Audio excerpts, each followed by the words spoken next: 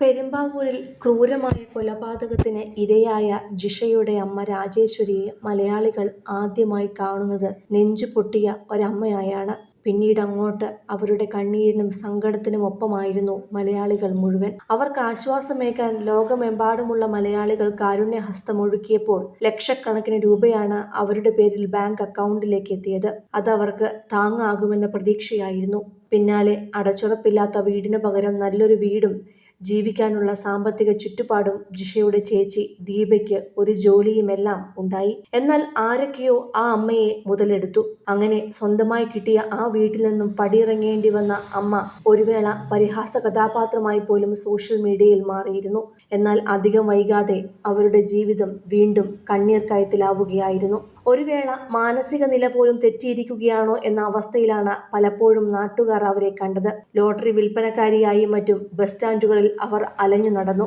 രാത്രിയും പകലുമില്ലാതെയായിരുന്നു ആ അലച്ചിൽ. ഒടുവിലിപ്പോൾ അവരുടെ വിയോഗ വാർത്തയാണ് നാടിനെ മുഴുവൻ കണ്ണീരിലാഴ്ത്തിയിരിക്കുന്നത്. ഏറെക്കാലമായി രോഗബാധിതയായി ചികിത്സയിലായിരുന്ന രാജേശ്വരിയെ ആശുപത്രിയിൽ വെച്ചാണ് മരണത്തിനു കീഴടങ്ങിയത്. മരണവാർത്തയറിഞ്ഞ് ആശുപത്രിയിലും വീട്ടിലുമെത്തിയ ബന്ധുക്കൾക്കും നാട്ടുകാർക്കും ആ രംഗം കണ്ടു നിൽക്കാൻ പ്രയാസമായിരുന്നു. വെള്ള പുതപ്പിച്ചു കിടത്തിയ അമ്മയുടെ മൃതദേഹത്തിനരികെ തളർന്നിരുന്ന് പൊട്ടിക്കരയുന്ന മകൾ ദീപയുടെ ദൃശ്യങ്ങൾ കണ്ടു നിന്നവരുടെ ഉള്ളുലയ്ക്കുന്നതായിരുന്നു.